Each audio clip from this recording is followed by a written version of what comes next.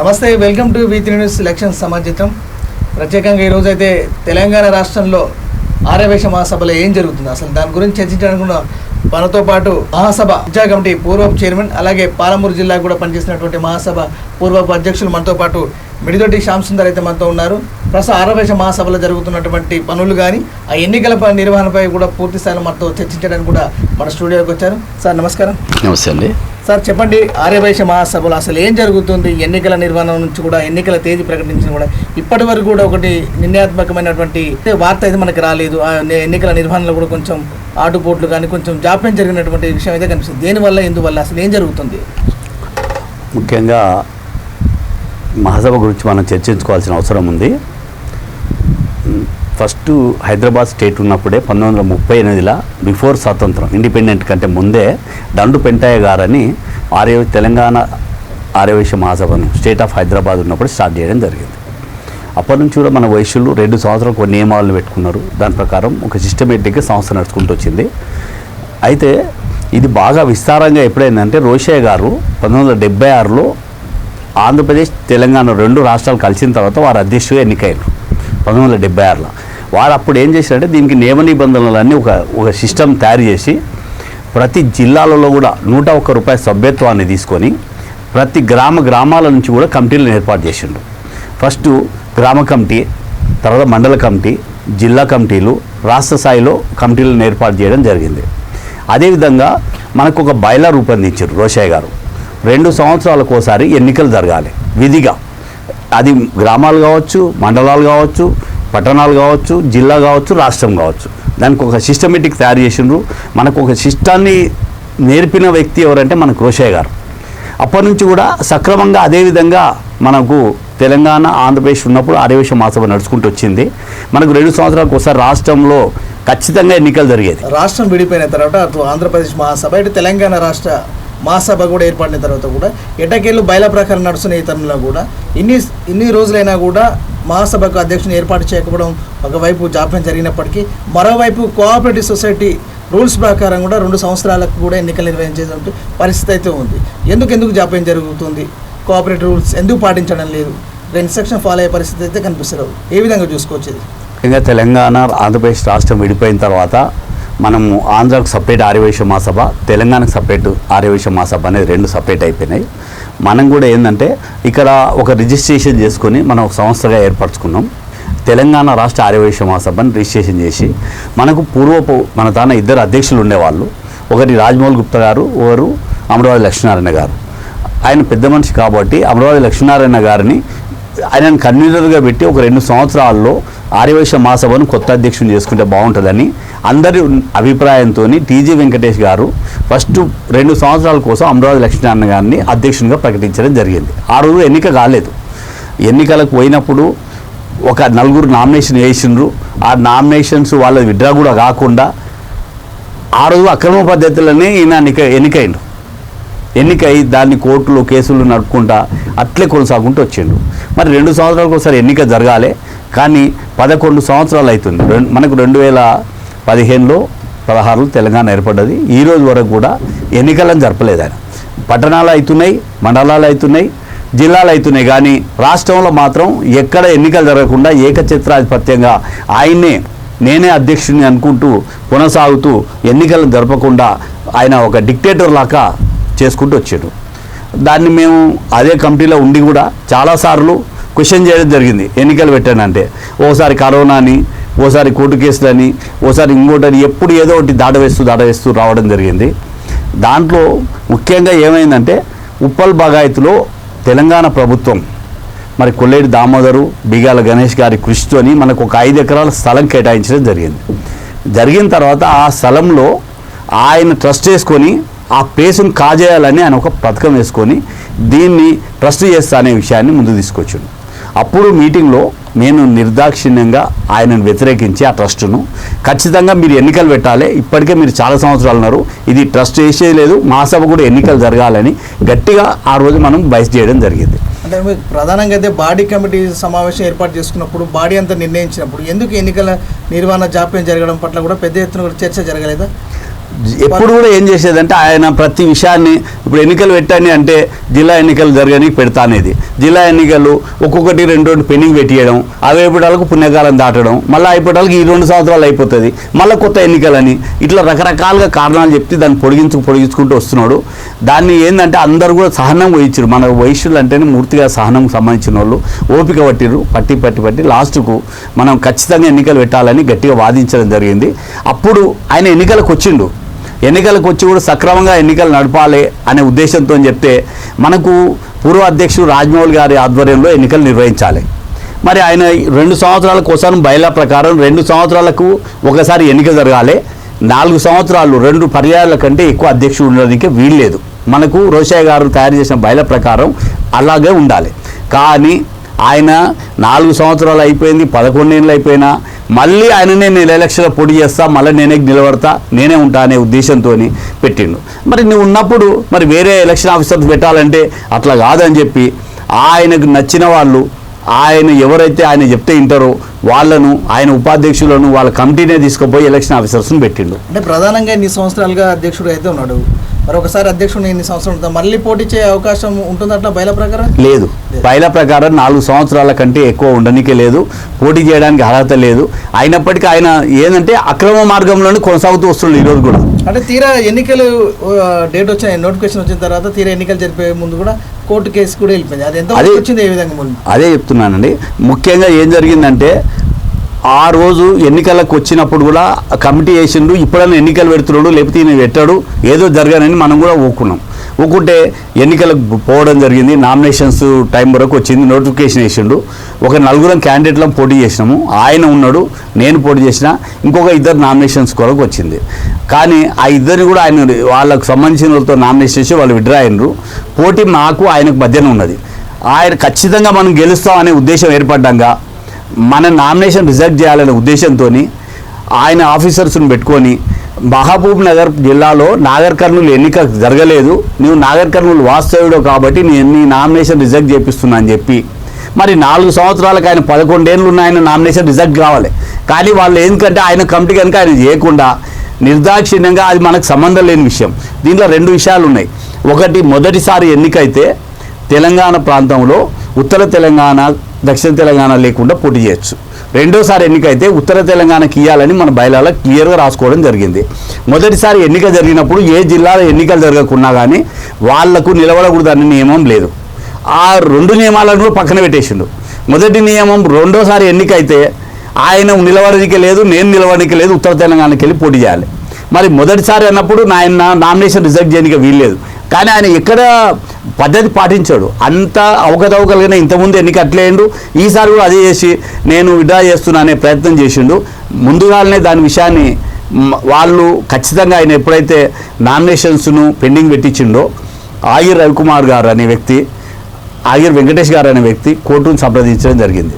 వీరు ఎలక్షన్ సక్రమంగా నడపడం లేదు, ఇది సిస్టమ్ కరెక్ట్గా లేదు, మీరు కోర్టు ఇన్వాల్వ్మెంట్ అయ్యి దాన్ని కోర్టు కమిషన్ అపాయింట్ చేసి ఎన్నికలు జరపండి అని అన్నప్పుడు కోర్టు కూడా ఏం చేసిందంటే ఫస్ట్ వాళ్ళ ఎన్నికలు అయితే జరపని దాన్ని సీల్ కవర్లో మీరు జడ్జిమెంట్ ఇవ్వమను ఆ గెలిచిన వ్యక్తిని కోర్టు అప్పుడు పరిశీలించి ఆయనను ప్రకటించాలా వద్దా అని చూస్తుంది అని చెప్పింది.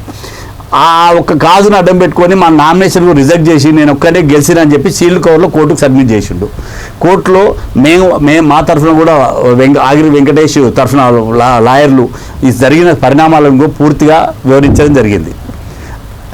ముఖ్యంగా మరి ఏమైంది కోర్టు నుంచి? అదే కోర్టులో పూర్తిగా వివరించిన తర్వాత ఇద్దరి వాదోపవాదాలు నిన్న తర్వాత అమరావతి లక్ష్మీనారాయణ ఎన్నిక ఆయన 11 సంవత్సరాలు ఏదైతే కాలపరిమితిగా ఉన్నాడో ఆయన 11 సంవత్సరాలు ఉండడం తప్పు.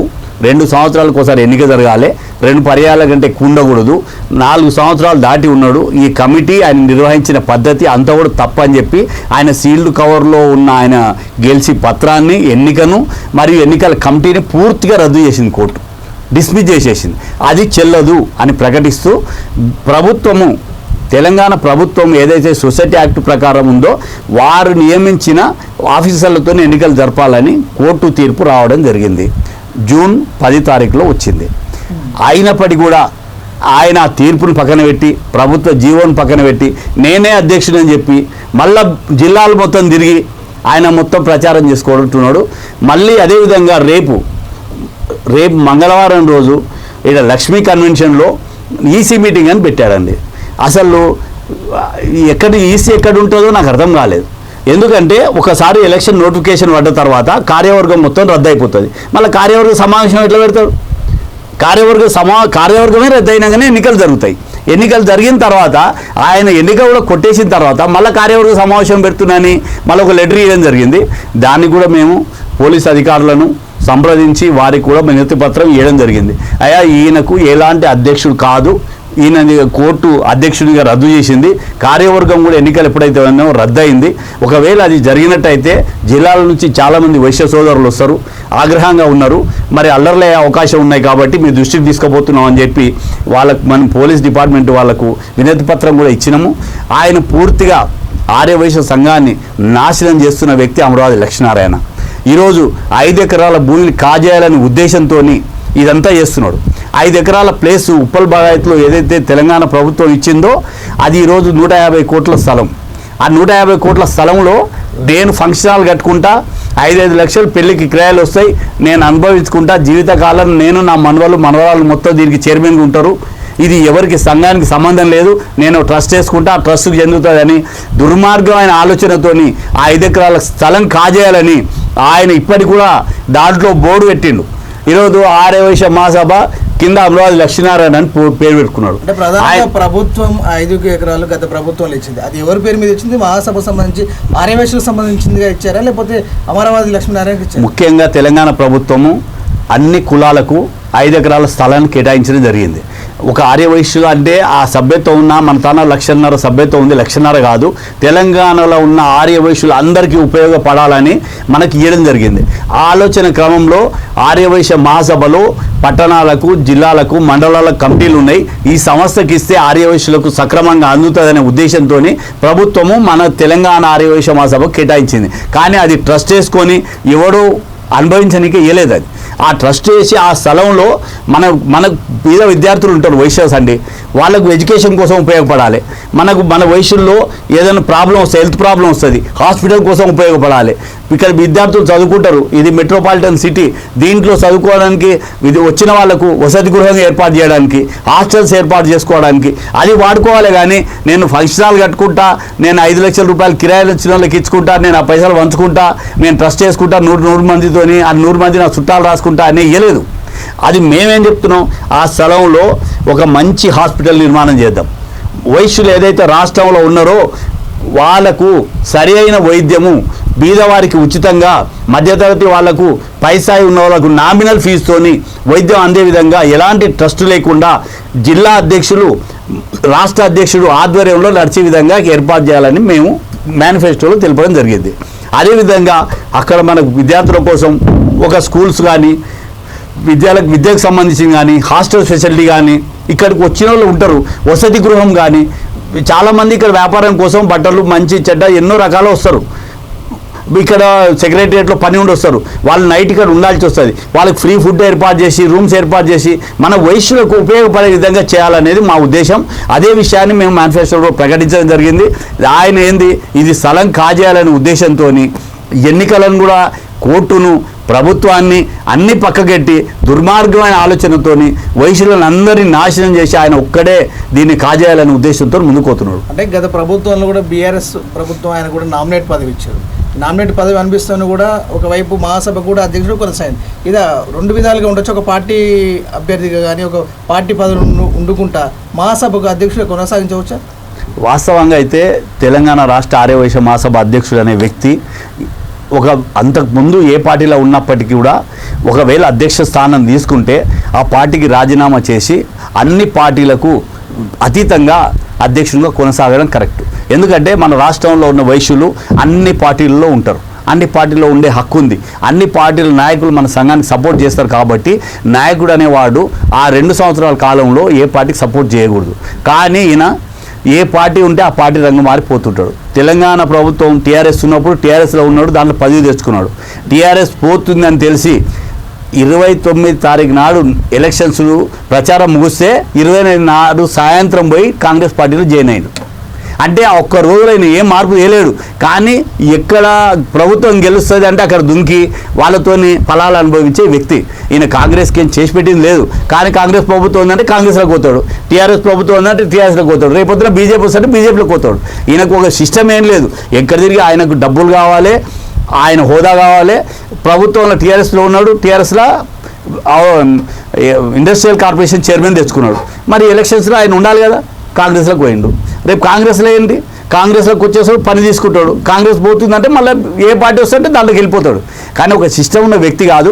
పద్ధతి ప్రకారం అయితే తెలంగాణ రాష్ట్ర ఆర్యవైశ్య మహాసభ అధ్యక్షుడు ఉండే వ్యక్తి మాత్రం ఏ పార్టీ ఉండకుండా ఉంటే మంచిదని నా అభిప్రాయం. అంటే పార్టీలకు అతీతంగా పనిచేస్తే మాత్రం మహాసభ కూడా అలాగే ఆర్యవైశ్య సమాజం కూడా ముందుకెళ్లే ప్రయత్నం అయితే జరుగుతుంది. ఎందుకంటే మనం రేపు పొద్దున ఎమ్మెల్యే టికెట్లు ఉంటాయి, భారత్ కార్పొరేషన్స్ ఉంటాయి, తర్వాత మనకు మున్సిపాలిటీలో చైర్మన్ పోస్టులు ఉంటాయి. మనం ఏ పార్టీ ఉన్నా కానీ అందరిని పోయి మనం రిక్వెస్ట్ చేయడానికి అవసరం ఉంటుంది. నువ్వు ఒక పార్టీకి ఉన్నావు అనుకోండి, ఎగ్జాంపుల్ మనం టీఆర్ఎస్లో ఉంటే కాంగ్రెస్ వాళ్ళని పోయి ఏమని అడుగుతాడు, అడిగితే కూడా ఎట్లా ఇస్తారు, బీజేపీ వాళ్ళు నువ్వు ఎట్లా అడుగుతారు. ఇప్పుడు మనం ఏమవుతుంది, వైశ్యులకు అయ్యా మాకు కాంగ్రెస్కి వెళ్ళి ఇన్ని టికెట్లు ఇవ్వండి, బీజేపీకి వెళ్ళి ఇన్ని ఇవ్వండి, టీఆర్ఎస్కి వెళ్ళి ఇన్ని ఇవ్వండి, కమ్యూనిస్ట్ పార్టీకి వెళ్ళి ఇన్ని ఇవ్వండి అని అడగడానికి వస్తుంది.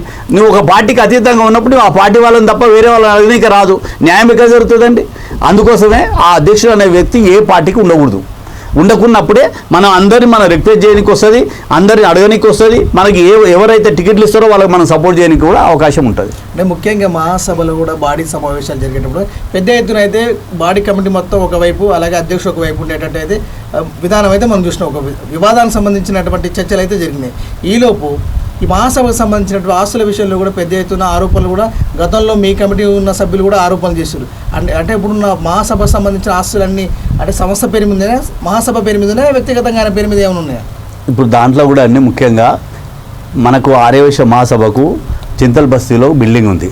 అది ఆంధ్రప్రదేశ్ ఆర్యవైశ్య మహాసభ ఉన్నప్పటి నుంచి కూడా ఉంది. అయితే వైశ్యులకు సంబంధించిన ప్రాపర్టీసు చాలా ఉన్నాయి. మనకు వాసవి సత్రం ఉంది, అన్నపూర్ణ సత్రం ఉంది, ఈడ వైశ్య హాస్టల్ ఉంది, ముషిరాబాద్లో మహాసభ బిల్డింగ్ ఉంది. అన్నిట్లో కూడా ఆంధ్ర తెలంగాణ పార్టిసిపెంట్స్ ఉన్నాయి. మనం అక్కడ ఉన్నతాన్ని పోయి మనం ఏం పంచుకుంటలేము. ఆంధ్రాలో ఉన్నాయి, ఆంధ్రాలో మెయింటెనెన్స్లే ఉన్నాయి, తెలంగాణలో ఉన్నాయి, తెలంగాణ మెయింటెనెన్స్ ఉన్నాయి. ఈయన యొక్క స్వార్థం కోసం అక్కడ పోయి కమిట్మెంట్ అయ్యి మనకు 40%, వాళ్ళకి 60% అని మాట్లాడి ఆ బిల్డింగ్లో కూడా 60% వాటా ఆంధ్ర వాళ్ళకి ఇవ్వడం జరిగింది.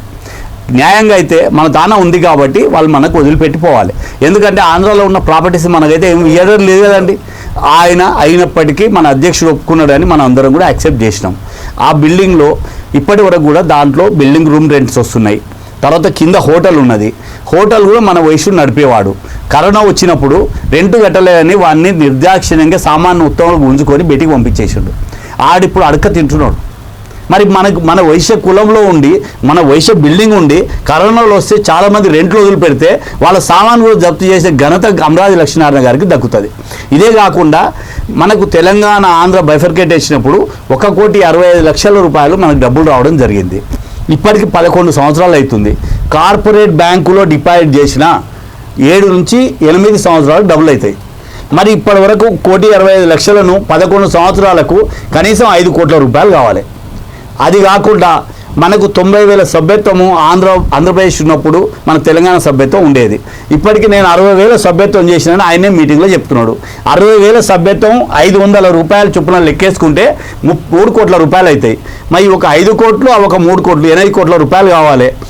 నేను మహాసభ పైసలు 1 రూపాయి వాడుకుంటలేను, నా డ్రైవర్ జీతం నేనే ఇచ్చుకుంటున్నా, నా బండికి నేనే డీజిల్ ఓపించుకుంటున్నా, నా బండికి మన ఒకసారి పోతుంటే యాక్సిడెంట్ అయితే అది నేనే పెట్టుకున్నా అని చెప్తున్నాడు. మరి తెలంగాణలో ఉన్న జిల్లా అధ్యక్షులందరూ కూడా ఎవరి బండికి వాళ్ళే డీజిల్ పోసుకుంటారు, ఎవరి డ్రైవర్ జీతం వాళ్ళే ఇచ్చుకుంటారు, ఎవరి బండి యాక్సిడెంట్ అయినా వాళ్ళే పెట్టుకుంటారు. మహాసభకి అమరావతి లక్ష్మీనారాయణ డబ్బులు ఇయ్యాడు. అది గొప్పగా చెప్తున్నాడు. చాలా సంతోషం, మంచిది ఆయన, నువ్వు నీ సొంతం పెట్టుకున్నావు, హ్యాపీ అంటున్నావు. మరి ఇక్కడికి వచ్చిన 8 కోట్ల రూపాయలు ఎక్కడవా? అది రావాల్సిన మరి డబ్బులు ఉన్నాయని చెప్పినప్పుడు 8 కోట్లు ఉండాలి కదా. అంటే 8 కోట్లు లేవండి, అవి 2,70,00,000 ఉన్నాయి, 3 కోట్లు ఉన్నాయి అంటాడు. మరి 8 కోట్లకు 3 ఉన్నప్పుడు 5 కోట్ల రూపాయలు ఎక్కడ పోయిందో లెక్క చెప్పంటే నేను మీటింగ్లో అడగాలి అంటాడు. మీటింగ్లో శ్యామ్ సుందర్ గారు ఉన్నారు కదా ఇన్ని రోజు, మరి ఏం పని చేసిన లెక్కలలో అంటాడు. మీటింగ్లో ఏమైనా చెప్తే లెక్కల గురించి తెలిసేది. పోనీ ఇప్పుడు చెప్పండి అని అర్థం. 8 కోట్ల రూపాయలు ఉండాలి, వాస్తవమేనా? 8 కోట్లు ఉండాలి కదండి, మీరే చెప్పండి. 1,65,00,000 రూపాయలు ఆంధ్ర ఏర్పడప్పుడు మనకు డబ్బులు రావడం జరిగింది. 11 ఏళ్ళకి ఎన్ని అవుతావు మీరు చెప్పండి. 60,000 సభ్యత్వం చేసిండ్రు, 500 రూపాయలు సభ్యత్వం వేసుకున్నా 3 కోట్ల రూపాయలు అవుతాయి. ఒక 5 ఒక 3 8 కోట్లు అయితే కావాలి కదా. అంటే ముఖ్యంగా ఒకవేళ మహాసభ సంబంధించిన ఖర్చులు పెట్టాలంటే కమిటీ నిర్ణయం ప్రకారం సెక్రటరీ కానీ అధ్యక్షుడు కానీ అంత కలిసి ఒక నిర్ణయం తీసుకునే వాళ్ళు కదా. ఏముందండి అసలు మహాసభలో ఈయన 11 ఏళ్లలో ఈయన ఎలాంటి కార్యక్రమాలు చేయలేదు. ఆయన ఏం చెప్తాడు, జిల్లా అధ్యక్షుడు ఏదైనా కార్యక్రమాలు చేస్తే అది నేను చేసినట్టు, మండల అధ్యక్షులు ఏది చేస్తే అది నేను చేసినట్టు, మనం భగవంతుని ప్రసాదం పెడతాం, మనం తింటాం, అది భగవంతుడు తిన్నట్టే అని ఎట్లా అనుకుంటామో అమరావతి లక్షణాలు కూడా అంతే. ఏం చేస్తాడు, జిల్లా అధ్యక్షులు చేసినా నేను చేసినా చెప్పండి, దామోదర్ గారు ప్లేస్ ఇచ్చిండు నేను ఇచ్చినని చెప్పండి, ఇంకోరు వచ్చి ఏదైనా కార్యక్రమం చేస్తారు అది నేను చేసినా చెప్పండి, అందరికి ఎవరికైనా పిల్లలు పుడతారు నాకు పుట్టిరని చెప్పండి, అంతే. ఆయన ఏం చేస్తుంటాడు అంటే మంది చేసిన కార్యక్రమాలన్నీ కూడా నేను చేసినా చెప్పుకుంటున్నాను తప్ప ఆయన ఒక్క కార్యక్రమం కూడా ఏది చేసింది లేదు. మహాసభలో ఒక రూల్ ఉంది, మనం సభ్యత్వం చేసిన పైసలు మహాసభలో కార్పొరేట్ బ్యాంకులో డిపాజిట్ చేయాలి. ఆ డిపాజిట్ పైన వచ్చే ఇంట్రెస్ట్ను 6 నెలలకు ఒకసారి డబ్బులు విత్డ్రా చేసి ఇంట్రెస్ట్ డబ్బులను 50% జిల్లా అధ్యక్షులకు ఇవ్వాలి, 50% ఆర్యవైశ్య మహాసభ ఖర్చు పెట్టాలి. ఇప్పటి వరకు 11 ఏళ్లలో ఏ జిల్లా అధ్యక్షుని కూడా ₹1 బిల్లు ఇవ్వలేదు. మరి ఎవరికైనా ఇవ్వాలి కదండి, డిపాజిట్ పైసలు సభ్యత్వం ఉంది, ఏ జిల్లాకి ఎంత సభ్యత్వం ఉందో వాళ్ళ వాటా వాళ్ళకి ఇవ్వాలి, కానీ ఇవ్వలేదు. ఎందుకు అంటే వాళ్ళ తాను మస్తుగా ఉండయి, నేను మహాసభకి వెళ్ళిన తాను లేవు, నేను ఖర్చు పెట్టుకున్నాను, ఈయన పెట్టుకున్నాడు. ముఖ్యంగా ఈ 5 కోట్ల రూపాయలు గురించి కూడా మరి పెద్ద ఎత్తున అయితే ప్రస్తావన తీసుకొస్తుంది. మరి ఈ 5 కోట్లు అడిగే పరిస్థితి కానీ ఏమన్నా కమిటీ సభ్యులు కానీ మహాసభకు సంబంధించినటువంటి వ్యక్తులు అడిగే ప్రయత్నం చేశారు? చేస్తాము. అడిగితే ఏం చేస్తాడు, ఆయన ఏం చేసుకుంటాడు, ఎవరైనా గట్టిగా మాట్లాడితే వాళ్ళని సస్పెండ్ చేస్తాను. నిన్న కరీంనగర్లో మీటింగ్ అయింది, కరీంనగర్ మీటింగ్లో డైరెక్ట్ చెప్తున్నాడు, నా గురించి ఎవరైనా ఏమైనా మాట్లాడిరంటే వాళ్ళని మహాసభకి వెళ్ళి సస్పెండ్ చేస్తా, నేను ఏం చెప్తే అది వినాలి, మీరు లేకపోవాలి, ఎవరు ఏం మాట్లాడినా వాళ్ళని సస్పెండ్ చేస్తాను మీటింగ్లో చెప్తున్నాడు.